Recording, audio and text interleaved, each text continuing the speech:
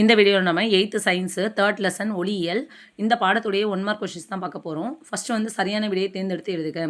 வளைந்த எதிரொலிக்கும் பரப்பை உடைய ஆடிகள் அப்படின்னா கோளக ஆடிகள். வளைந்த எதிரொலிக்கும் பரப்பை உடைய ஆடிகள் கோளக ஆடிகள். உட்புறமாக எதிரொலிக்கும் பரப்பை உடைய வளைவு ஆடி குழி ஆடி. உட்புறமாக எதிரொலிக்கும் பரப்பை உடைய வளைவு ஆடி குழி ஆடி. வாகனங்களில் பின் காட்சி ஆடியாக பயன்படுத்தப்படும் ஆடி குவியாடி. வாகனங்களில் பின் காட்சி ஆடியாக பயன்படுத்தப்படும் ஆடி குவியாடி.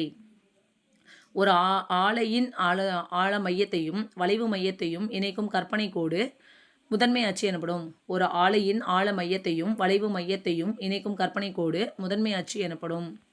முதன்மை குவியத்திற்கும் ஆடி மையத்திற்கும் இடையே உள்ள தொலைவு குவிய தொலைவு என அழைக்கப்படுகிறது. முதன்மை குவியத்திற்கும் ஆடி மையத்திற்கும் இடையே உள்ள தொலைவு குவிய தொலைவு என்று அழைக்கப்படுகிறது. ஒரு கோளக ஆடியின் குவிய தொலைவு 10 சென்டிமீட்டர் எனில் அதன் வளைவு ஆரம் 20 சென்டிமீட்டர். ஒரு கோளக ஆடியின் குவிய தொலைவு 10 சென்டிமீட்டர் எனில் அதன் வளைவு ஆரம் 20 சென்டிமீட்டர். பொருளின் அளவும் பிம்பத்தின் அளவும் சமமாக இருந்தால் பொருள் வைக்கப்பட்டுள்ள இடம் வந்து சியில். பொருளின் அளவும் பிம்பத்தின் அளவும் சமமாக இருந்தால் பொருள் வைக்கப்பட்டுள்ள இடம் வந்து சியில். அடுத்தது கோடிட்ட இடங்களை நிரப்புக.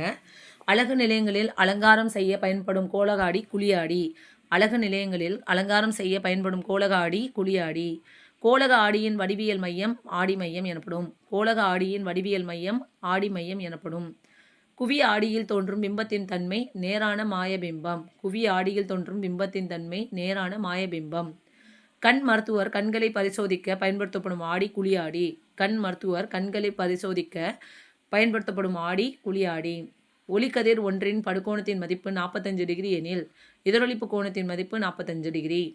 ஒளிக்கதிர் ஒன்றின் படுகோணத்தின் மதிப்பு 45 டிகிரி எனில் எதிரொலிப்பு கோணத்தின் மதிப்பு 45 டிகிரி. இணையாக உள்ள 2 சமதள ஆடிகளுக்கிடையே ஒரு பொருளானது வைக்கப்பட்டால் உருவாகும் பிம்பங்களின் எண்ணிக்கை முடிவில்லா எண்ணிக்கை. இணையாக உள்ள 2 சமதள ஆடிகளுக்கிடையே ஒரு பொருளானது வைக்கப்பட்டால் உருவாகும் பிம்பங்களின் எண்ணிக்கை முடிவில்லா எண்ணிக்கை. நெக்ஸ்ட் பொறுத்துக. குவி ஆடி அப்படின்னா பின்னோக்கு பார்வை ஆடி. குவி ஆடி ஆப்ஷன் ஆவண்ணா பின்னோக்கு பார்வை ஆடி.